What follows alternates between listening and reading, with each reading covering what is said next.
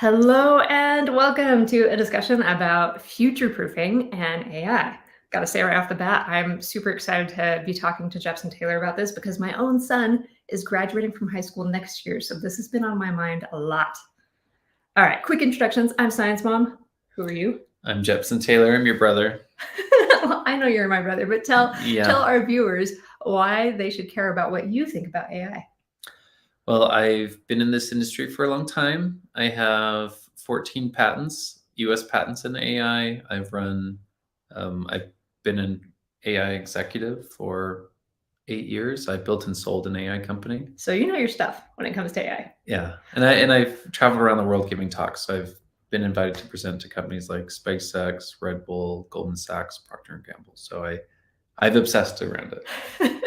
So to start off with, just for people who may not be aware of how much things are forecasted to change, I have just a couple quick facts to share. So the World Economic Report just came out recently, and they predicted that in the next 5 years, a quarter of all jobs will change as a result of AI. In that same report, they said that 75% of companies worldwide are planning to adopt AI in significant applications and using it in ways they haven't used it before.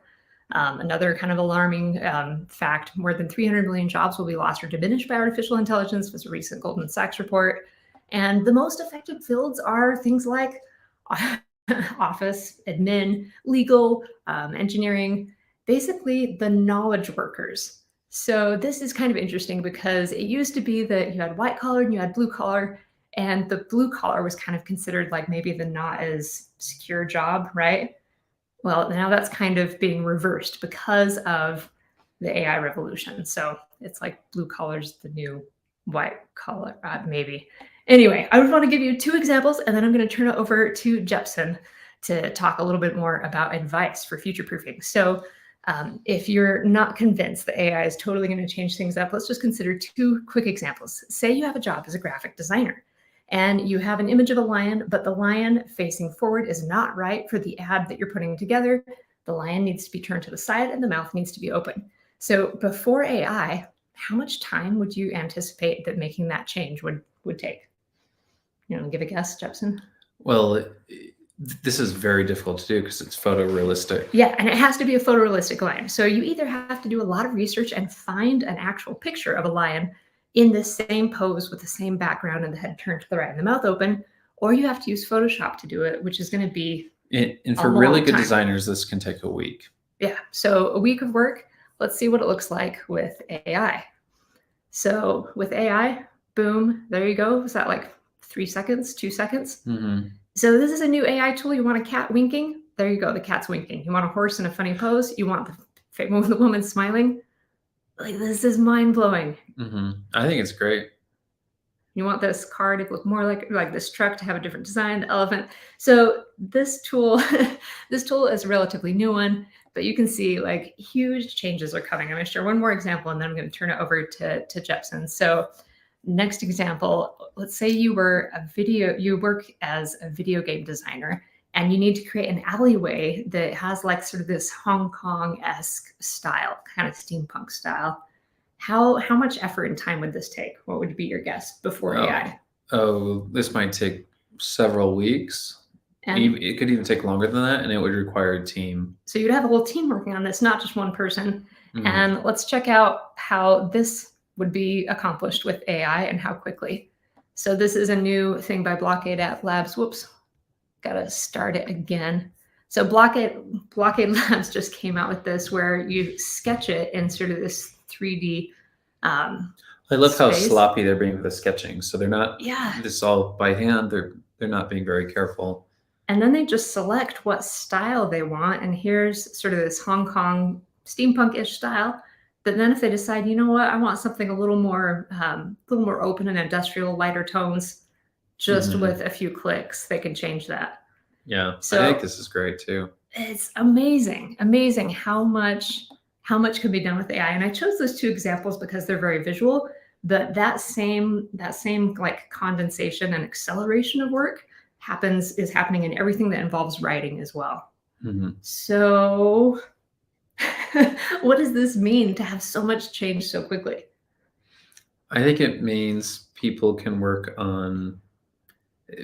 spend more time actually doing innovation. So going back to your list, you had lawyers on that list. Yeah. So I was realizing this fall, not through my personal bank account, but through business interactions, I've had $250,000 go to lawyers. Like we're talking lawsuits, acquisitions, patent law, and employment. And I was playing around this morning on a legal contract that I had to spend $8,000 on personally for an employment lawyer. And GPT-4 is stack ranking concerns, issues, and I was thinking, why would I ever Hire a lawyer again? Yeah, like why would I like writing a patent from so there's two steps to doing a patent. First, you do the non-provisional. That's like a white paper. Yeah. 17 pages. It's technical, and then you write it into this terrible thing that no one wants to read. It's like 90 pages with 20 claims, and I think GPT-4 will. By the time I write another patent, GPT-4 will just do it. So you just say, this is the concept. And Write the full patent. And GPT-4 has passed the bar exam. Yeah, it's passed the bar exam. But will GPT-4 be able to show up in the courtroom and actually like defend someone and act as an attorney? It will be used by litigators behind the scenes. So like for discovery, they will definitely be using it because with lawyers, everything is billed by the hour. Mhm. And so if we have a huge case where we're going to war and I have to do all this discovery, I can now do more discovery. I don't have to have these interns or these, I don't know what you call like a new lawyer doing the grunt work. I can have AI doing it. So my son, who is going to be graduating next year, if he wanted to be a lawyer, what would you tell him? So if someone really wanted to be a lawyer, let's say they John Grisham's their favorite author and there's nothing else they'd rather do than be in the courtroom. Then I would encourage them to embrace AI in law, and that should be their priority. So their priority should be, how can I take something I love, like law or architecture or name any discipline, and can I apply AI to that discipline in a disruptive fashion? I think that's that. But if it was a close family member, I'd probably discourage them. So if your nephew said, I want to be a lawyer, you would say pick a different career field because law is probably going to get disrupted pretty heavily. Yeah. Well, I'd probably have them sit down and review some of these legal contracts and then have them watch what I'm doing with these legal contracts with AI. And then, yeah. But the pace of innovation is, you really can't make decisions on what things do today. You have to anticipate what they will be doing a year from now, 2 years from now. So you can see with ChatGPT 3.5 and just going to 4, the rate that it's able to pass the bar exam jumps significantly. Mm-hmm. And the crazy thing is, it almost reminds me of the Manhattan Project. Like I think governments, if they really understood what was going on, they could easily justify spending, tens and tens of, potentially $100 billion on chasing this. You mean on trying to accelerate AI? Yeah, accelerate the best AI as quick as possible. Yeah, because if you accelerate it becomes an accelerator for innovation. So we still have cancer, we still have issues with sustainability. We still are depending on, fossil fuels for energy, and we don't have cold fusion yet. And we have this issue with social media and the race to capture attention, amplifying polarization, which is really damaging. So there are a lot of things that AI could fix for us, you're saying? Yeah. Figuring out how to make our democracies work more effectively. How well, you know what a great use case is for these AI systems? I'm sure it doesn't matter which side of the political aisle you're on. A lot of people are disgusted by these lobbyists. Like anytime you pass a bill, it's so long, people can't read it. So it'll be so many pages. So they're passing things into law. And if you went through these, you would find a lot of special interest groups that are able to just embed themselves. So with these AI systems, you won't be concerned about, oh, here's this 5,000 page bill that's being forced. It will all be comprehended. Top issues will be ranked, and AI could even segment out um, concerning lobbyists that are potentially not in the best interest of the general public. And that'd be great. That would be great. Yeah. That would be a big improvement. That would be. So back to this list, just sort of, that the World Economic Forum did about some of the jobs that are going to get disrupted the most. What advice would you have for, let's talk about kind of two cases. So first is people like my son who are getting ready to go to college. Maybe like just your top two bits of advice for them if they're thinking about going into a field that they know is likely to be disrupted. And then let's talk about people who already work in those fields. So someone who's already, say, a programmer, or what can they do to prepare for the changes that are coming? Well, so we have an older nephew that just graduated from college, and I was in computer science, and I was telling this individual, Trevor, I said, "You were so lucky you're graduating." I remember when you told him that, and I didn't feel all that comforted because my son's about to go to college, and you were like, "You're so lucky you're not going to college right now." Well, one of the issues that exists in college is it can take a college 5 years to update a syllabus, like to really, if there's a new technology. When I worked at Intel and Micron, they complained for many, many years that the engineers that were graduating from the University of Utah did not have a strong enough statistical foundation. This was not fixed for years. For years. Like that 5-year window is real, but in AI, we're moving at a 3-month pace. So how can a college keep up? So for people that are going to college right now, I think I would encourage them to talk to the chair of the department, talk to some of the key professors, and really understand how they think about this. Because if they are stuck in their old ways, that you're not allowed to use ChatGPT for any programming, you're not allowed to use it for any assignments. And we were talking about this earlier. That's a disservice to where people are going to land. Because ultimately, you need to land to be proficient at your job. And if you go to an institution that is putting the brakes on innovation, they're not allowing you to use this for your class projects, then you are going to be at a big disadvantage when you go into the workforce compared to the other universities that embrace it. So even if their syllabus, even if they can't keep up with it, they should at least encourage students to embrace it. That would be much more encouraging. So okay, I like that bit of advice because that's very actionable. So if you're applying to colleges right now, make sure to just check and see, are they incorporating AI and preparing students to be able to land in a workforce where they know how to use AI? Or are they saying like, no, all of this is not, we're not incorporating it? And you really want to go to the top. So talk to the chair, like talk to someone who runs the department. Because the problem is you could just have some professor that is super opinionated that absolutely not, I will fail you if you do this stuff. And if you talk to the chair, then at least you can kind of get the buy-in on, no, this department is forward-leaning. Okay. We're going to embrace the future. What about someone who doesn't really know what they want to study, but they like technology or they like writing, kind of areas that are likely to get disrupted? Would you have any advice for them about what careers to pick? So one of the funny things about careers is, for most adults, if you sit down and ask how they found themselves in the career that they're in, it was a random walk. And it was a limited walk. Because what do you mean by random walk and limited walk? So why did I end up studying chemical engineering? Well, I knew math in high school. I didn't know what a chemical engineer was. I wanted to potentially do medicine and combine the two.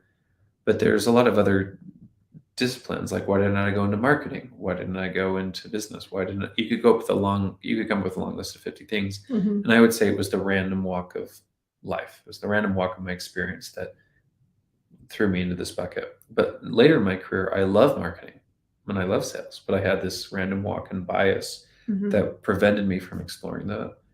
And so I think with these technologies, more students starting college will have more exposure to more potential jobs because before, when we went to school, if you wanted exposure to a potential job, you would take a half credit course for engineering or half credit half credit course for computer science, Mhm. and they would try to expose you to all the greatness in that um, for that discipline. But you could just ask GPT-4 tonight, sell me on being an engineer, convince me to go into biology, make Yeah. make a compelling argument, or tell me the 10 most exciting things in this field. And you could do that for every single one. We did not have that available to us. It really does open up just information that you can access is Yeah. opened up by AI a lot. Well, I think there's a powerful theme that shows up in this new world, and that is to be successful in this new world, you need to learn, and you need to be able to pivot. Because, so one of the things I celebrate in my career, I studied chemical engineering, I worked in semiconductor, I worked in quant finance, I worked in HR, I built a company, and then I worked in marketing and sales. And I'm a big believer that I encourage people to jump careers. Because if you work a few different careers, then you end up having a very unique perspective. Because now you can combine engineering with marketing, you can combine that with sales. And so I hope the new generation becomes much more comfortable with jumping careers, where I think with our parents, that mindset was you work at one job, that job has a pension, and you graduate. Or Yeah. not, you don't graduate, you retire. Well, and I don't know if that's true for everyone's parents, just generationally,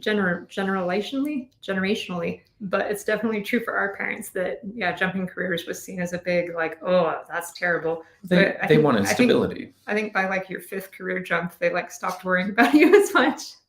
Yeah. Yeah. Well, it's going to be a wild ride in the future, and I think people need to be able to adapt. Yeah, but I like how you said you need to be able to learn how to learn, because that's Mhm. that's an Well, actionable thing you can focus on, and learning how to pivot, being able to adapt. but an important thing on this point is learning should be fun. And the way that we learned was less fun, because some books are not well written. They're not Hmm. written by storytellers. And so the hope is they need to learn, but they also need to have the passion that's pulling them.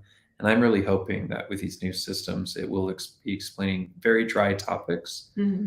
to this new generation in ways that is engaging, in ways that is, here's this analogy, here's this metaphor, here's this story to reinforce a concept, or Hmm. explaining something that is um, it'd be fun to list a list of science topics that are just awful, like physical chemistry, thermodynamics. PChem is notorious, like Cool. making grown people cry. Yeah, Yeah. quantum mechanics. Like there's I hated fluid dynamics the first time I took it, I've heard a lot of people complain about fluid dynamics. but it's fun. Like once you understand it. So I retook it. Yeah. I took it again and I liked it. But anyway, it's all these things will be much more approachable. Okay, so first bit of advice I think we've covered is you need to learn how to use AI, right? Absolutely. So whatever field you're in, AI can help you do your tasks more effectively, and it can help you innovate better. You are using it and know how to use it, then competition for jobs, especially white collar jobs, is likely to get more intense. So being able to use AI kind of helps you stand out over those who can't use AI. So that's kind of our first bit of advice. Second bit of advice you just covered that I really liked was learn how to learn and learn how to pivot. Don't be afraid of career changes. Anything else for our like going into the marketplace person? And then we're going to talk about like people who already have a career. Well,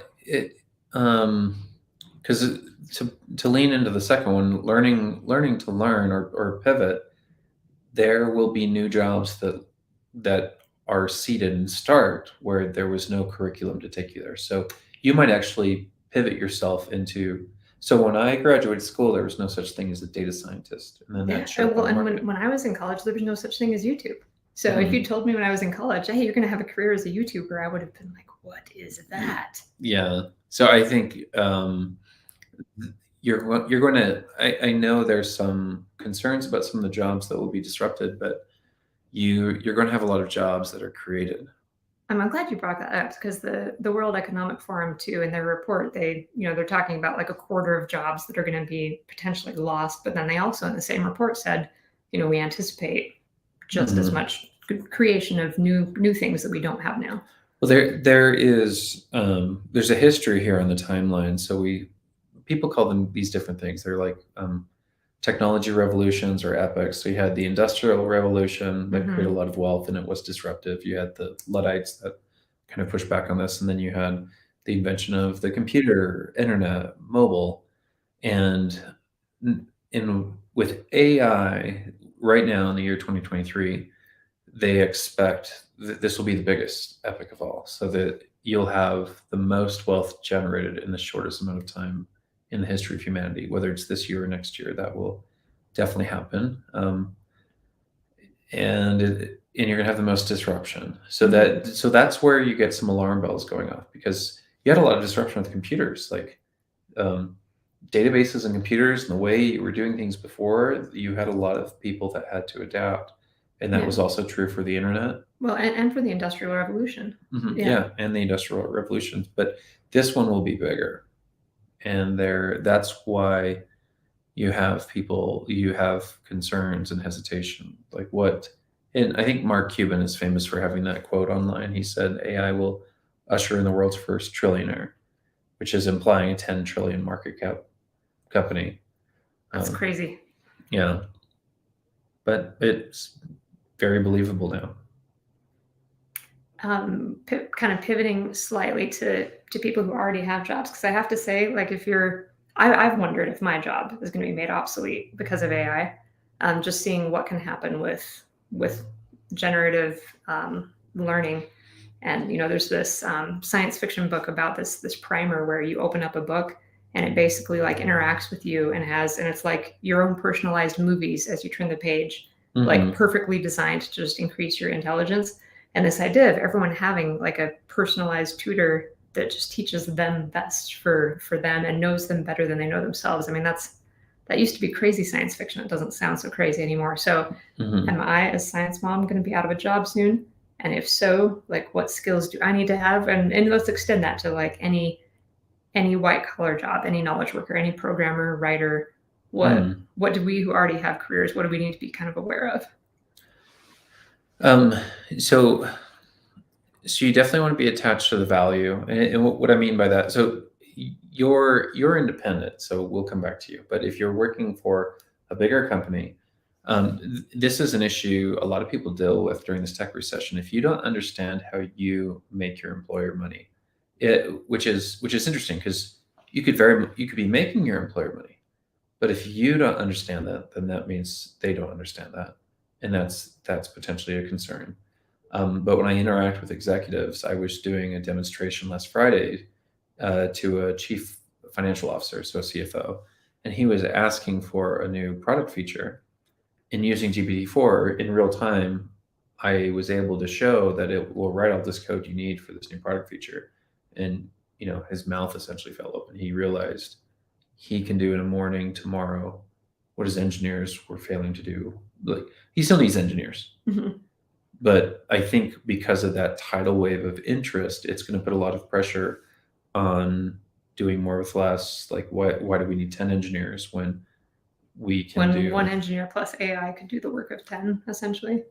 um, I I think a theme that will exist is you're always going to need the experts. So it's going to be more concerning for people that are junior. It's going to be more concerning for people that don't have that aren't moving as fast as, like, in being specific to engineering. There's this mythical creature. There's this mythical person called a 10x engineer. Mm. They're real. A 10x engineer? I haven't So heard of that so before. they call it 10x engineer. They do 10. They already, before AI, they did 10 times the work of their other engineers. Okay, so sort of like a savant or just a really gifted Yeah, engineer. and actually, my old boss was complaining about one of these individuals, because to keep humans engaged in their jobs, sometimes you shuffle them around. Uh-huh. That you're really good at this, you're good at this. If I shuffle you, you're less good, and now you're engaged again. And him shuffling one of these engineers, he was complaining he didn't have to replace them with 10 people, but he had to replace them with 2.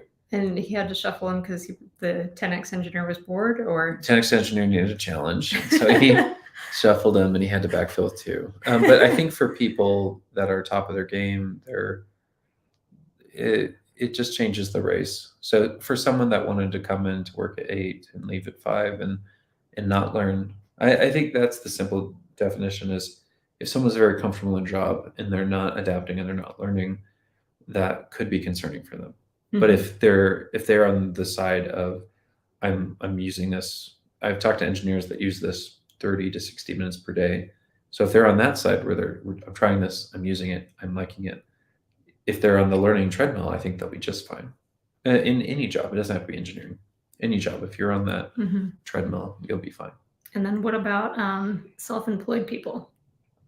So for self-employed people, the value ultimately goes back to your engagement in the market. So But my engagement in the market depends on algorithms. Like it already depends on AI, right? It already Even depends. without the AI revolution. It already And- depends on AI, but using this, the argument would be you could produce more engaging content for your followers faster with less effort. Potentially, there's this term called hyper-personification, where right now it's so much work for you to produce one lesson plan, but with AI, you can imagine producing 2 lesson plans. This is for the neurodiverse audience, and this is for this other audience. This is for ADHD. Like something that would have been completely overwhelming, but also incredibly intimidating for a human. Because if you're tasked with that tonight, you need to write 3 lesson plans: one for ADHD, one for this neurodiversity people on the spectrum, one for this. For the 2 groups that you're less familiar with personally, that's a big ask. That's a lot. You're gonna have to do a lot of research, and you might get it wrong. And I would argue with AI, you're more likely. So what do you look like times 10?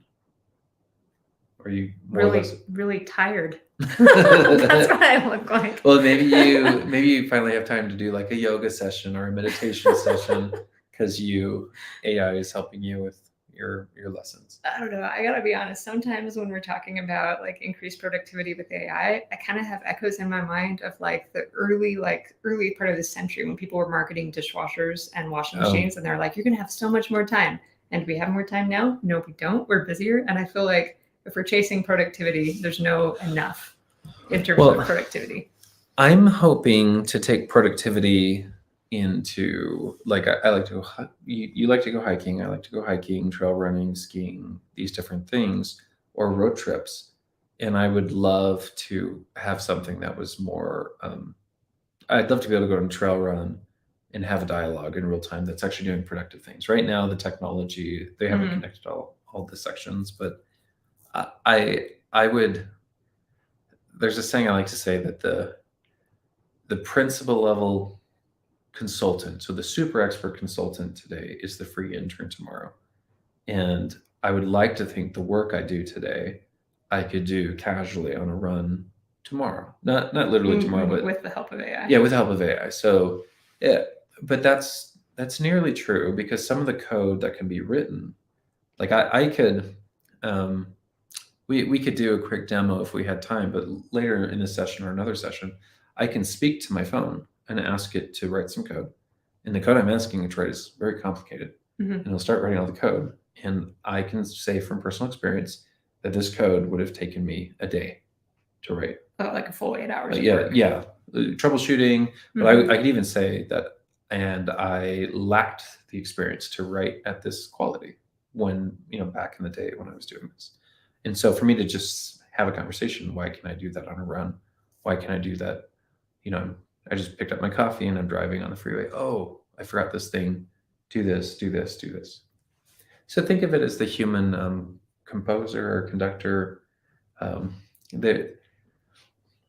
think there's a tidal wave of an explosion of human creativity, an explosion of what makes us truly great, truly human. And hopefully that counteracts the fear of this is taking the human out of everything. I hope so too. That's a nice way to look at it. Well, the example you showed with the images, that's allowing a lot more people to be creative. True. And it's allowing, I work with designers and they love it because they can now do a week's worth of work in a few hours. And they can, often they are very critical of their own work, and now it just raised the bar. So the quality went up. And for them, that becomes much more fun. So We are just about out of time, but I do want to give some time for questions. So if you have questions, put them in the chat really quick. But I'm gonna take Science Mom Amber had a good question that just came in. Would AI be able to replicate Science Mom's exact style for making videos or writing lesson plans or artwork? So yeah, like our students really enjoy the way that we produce content, and part of that is the personal connection. Would an AI program be able to exactly replicate our video? I think it will be able to in the future. So if all of your creative content was in writing, then I would say yes. We see examples where it can transfer style. So with your cartoons and the way you do things, maybe this year it won't be able to do it, but if you look at the cadence of where we're going during the next 3 to 5 years, I would say absolutely. You would produce all of your entire catalog of art, and then you would describe the theme, and it would produce the same quality with the same style. That's kind of crazy to think about. Yeah. Ah. I- I'm gonna check our moderators have gathered questions in our document. I'm gonna check really fast if we have any other questions. I think we've hit on most of them. So I want to just say goodbye really quick to a few that are joining us live. And if you're watching the recording, thank you for joining us. It was good to have you here, Alley Cat and Dakota. Thank you for joining us, Science Mom Liza and Amber and Bud and Hassania. And any final words of wisdom, Jepson? Oh, I should tell people really quick. Jepson has a podcast. Yeah, it's geared more for like it's executives. adults, so it does Yeah. swear a little bit. Not intentionally. It's just kind of the chaos of the people I'm interviewing.